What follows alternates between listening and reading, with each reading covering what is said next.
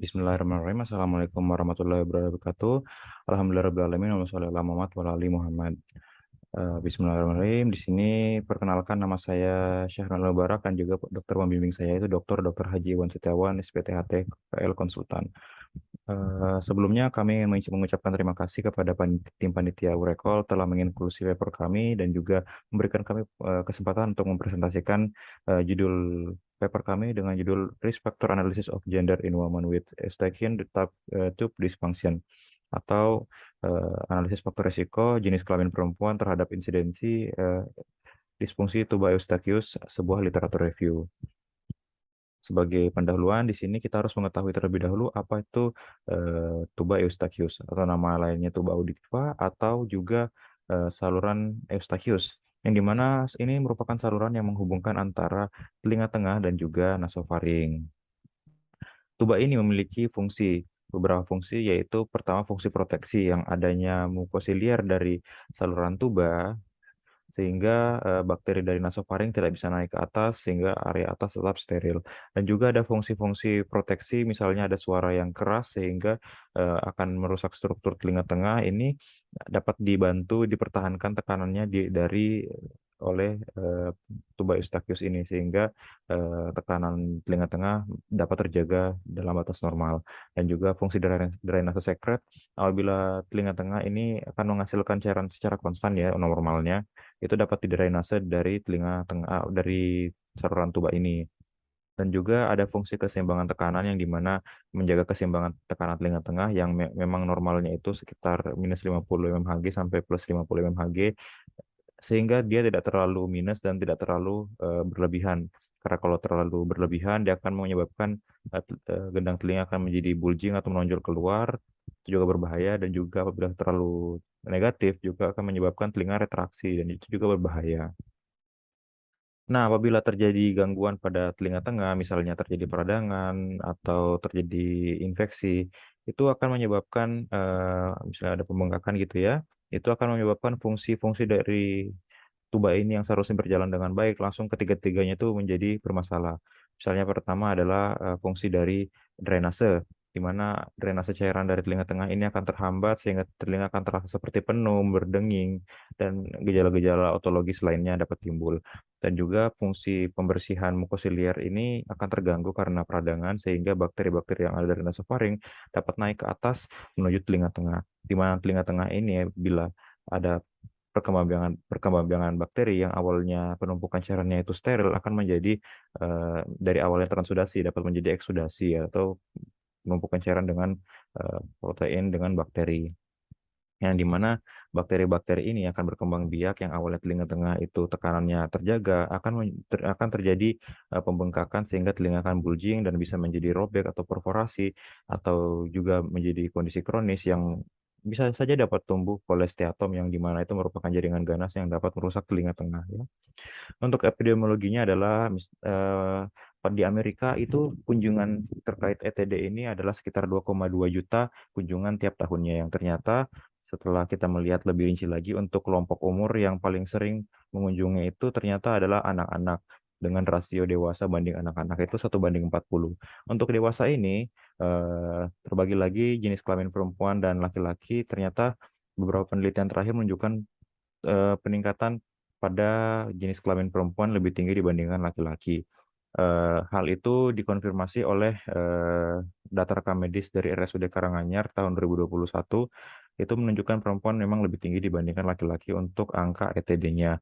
Namun beberapa artikel terakhir ini masih menjelaskan faktor dan mekanisme berkaitan dengan jenis kelamin perempuan ini secara eh, independen ya, secara dependen masing-masing pada mekanisme yang berbeda-beda. Belum ada artikel review yang menghubungkan antara faktor-faktor resiko apa saja yang bisa menyebabkan terjadinya peningkatan ETD pada perempuan, sehingga melatar belakangan kami untuk melakukan penelitian ini. Jadi metode penelitian kami adalah menggunakan literature review, mengambil artikel-artikel dari database Pak Google dan PubMed, Google Scholar dan PubMed, dengan kata kunci tuba Eustachius, Eustachian tube dysfunction, prevalensi, insidensi, faktor risiko, dan jenis kelamin perempuan. Lalu untuk kriteria restriksinya dari inklusi ini, kami mengambil semua artikel jenis penelitian yang akan membahas anatomi dan fisiologi tuba Eustachius atau adanya insidensi atau prevalensi ETD dengan sampel yang mengambil jenis kelamin perempuan. Lalu kriteria eksklusi yang kami terapkan adalah apabila artikel ini merupakan artikel case report, lalu full text yang setelah kami baca itu ternyata selain dari bahasa Indonesia atau bahasa Inggris. Kemudian luaran yang kami harapkan adalah temuan-temuan dari artikel ini dapat menjelaskan faktor risiko dan mekanisme insidensi ETD terhadap peningkatan insidensinya pada perempuan. Lalu kami akan sintesis dalam bentuk tabel. Ini dia hasil-hasil penelitian yang kami dapatkan. Ada 4. Yang pertama dari Ratak et al. Dari Indonesia pada tahun 2020 dengan judul Anatomical Measurement of Normal Eustachian on the Temporal Bone menggunakan CT scan 27 sampel dari 58 sampel itu perempuan. Hasilnya ini tidak ada perbedaan signifikan antara jenis kelamin laki-laki dan perempuan pada pengukuran anatomis tuba Eustachius menggunakan CT scan pada diameter pretimpanik, sudut tubuh timpanik, dan juga panjang bagian kartilago. Ini hanya 3 karakteristik anatomi yang dinilai pada penelitian ini. Lalu penelitian selanjutnya adalah dari Jansen et al. Pada tahun 2020 di Portugis, Dimension and Position of the Human Eustachian Tube, yaitu mengambil sampel lebih banyak, yaitu 143, dan 66 sampel ini jenis kelamin perempuan. Penelitian ini memiliki kriteria penilaian anatomik yang lebih banyak, namun ternyata tetap hasilnya sama, yaitu tidak ada perbedaan signifikan, namun ada perbedaan sedikit pada panjang kartilago dan juga panjang tulang dari bagian dari tuba Eustachius itu ternyata lebih panjang secara signifikan angkanya. Namun saat kita melihat angka detailnya itu ternyata hanya 0,5 mm pada pemeriksaan CT scan. Jadi perbedaannya kecil, tapi secara statistik itu signifikan ya. Lalu selanjutnya adalah penelitian dari Swain et al. Pada tahun 2019 di India. Ini suatu penelitian cross-seksional yang dengan judul Autological Manifestation in Pregnant Women, a Study at Tertiary Care Hospital in Eastern India. Dia mengambil sampel 379 perempuan hamil, yang dimana ternyata akan timbul manifestasi otologis itu sekitar 22% pada wanita hamil akibat adanya ETD. Di sini penulis juga menjelaskan bahwa temuan ini diakibatkan oleh adanya hormon seks perempuan yang menyebabkan edema mukosa. Selanjutnya ada penelitian dari Al-Sehri pada tahun 2020 di Arab, prevalence of and factor associated with Eustachian tube dysfunction among public in Jeddah, Saudi Arabia. Juga ini cross-seksional, mengambil sampel lebih banyak lagi, yaitu 232.372, yang dimana 1.535 sampel ini perempuan. Memang mengkonfirmasi temuan-temuan sebelumnya bahwa ETD terjadi lebih tinggi pada jenis kelamin wanita. Lalu, namun di sini peneliti mengajukan suatu mengajukan suatu ide atau gagasan bahwa di mana temuan ini sebenarnya dihasilkan akibat faktor resiko yang berbasis gaya hidup antara kedua jenis kelamin. Namun pendapat ini belum bisa dibuktikan karena memang belum ada penelitiannya, sehingga penulis mengajukan untuk peneliti ini mengajukan untuk dilakukan penelitian lebih lanjut berdasarkan faktor risiko gaya hidup. Jadi untuk yang bisa kita diskusikan dari temuan-temuan di atas itu pertama dari faktor anatomis ya. Dari kita bisa melihat dari penelitian Kumari et al. Pada tahun 2020, di sini kita tidak ada melihat angka yang signifikan antara karakteristik anatomisnya. Tadi juga dijelaskan bahwa pada penelitian Jansen et al. Tahun 2020 itu temuannya serupa, tidak ada perbedaan signifikan pada jarak struktur sekitar muara tuba, aksis tuba, sudut tuba, dan diameter dari tuba ini. Yang berbeda hanya panjang pada pars cartilaginosa dan pars ossea. Itu ada, jika di total ada perbedaan sekitar 0,5 mm, yang dimana kita bisa melihat itu panjangnya tidak begitu jauh perbedaannya, namun secara statistik memang signifikan. Dari temuan-temuan ini dapat menjadi petunjuk bahwa perbedaan anatomis tidak begitu berpengaruh pada faktor risiko insidensi pada Eustachian tube dysfunction pada antara kedua jenis kelamin ini. Namun berbeda lagi apabila kita membahas tentang hormonal, yang dimana tadi kita menemukan sekitar sepertiga wanita hamil itu mengalami sensasi penyumbatan telinga, yang itu merupakan manifestasi otologis ya, akibat adanya hormon seks wanita yang berubah-ubah karena memang perempuan itu memiliki masa kehamilan dan juga masa menstruasi.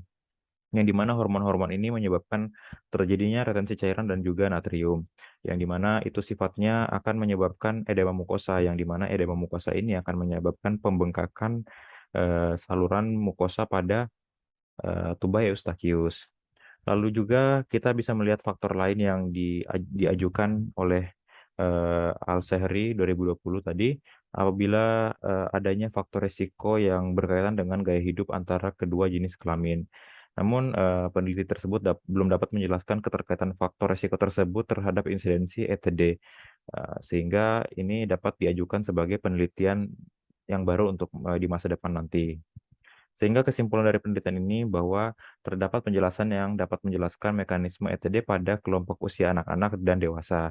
Namun belum ada artikel review yang membahas tentang perbedaan faktor-faktor yang mendasari terjadinya ETD pada kelompok jenis kelamin laki-laki dan perempuan. Lalu berdasarkan referensi artikel penelitian yang telah kami temukan, dapat disimpulkan bahwa sejauh ini aspek anatomis antara pria dan perempuan tidak memiliki peran yang signifikan untuk menjadikannya sebagai faktor risiko ETD. Sementara itu, faktor hormonal memegang peran penting pada insidensi ETD pada perempuan, terutama saat kehamilan ya. Temuan ini dapat dijelaskan dengan adanya hormon estrogen yang cenderung menimbulkan edema akibat retensi cairan, sehingga dapat berdampak pada mukosa tuba Eustachius yang juga dapat mengalami edema. Faktor risiko berbasis gaya hidup antara jenis kelamin laki-laki dan perempuan diduga juga memiliki kaitan dengan insidensi ETD, namun perlu dilakukan penelitian lebih lanjut. Sekian penelitian presentasi paper dari kami. Mohon maaf bila banyak kurangnya. Terima kasih atas perhatiannya. Wassalamualaikum warahmatullahi wabarakatuh.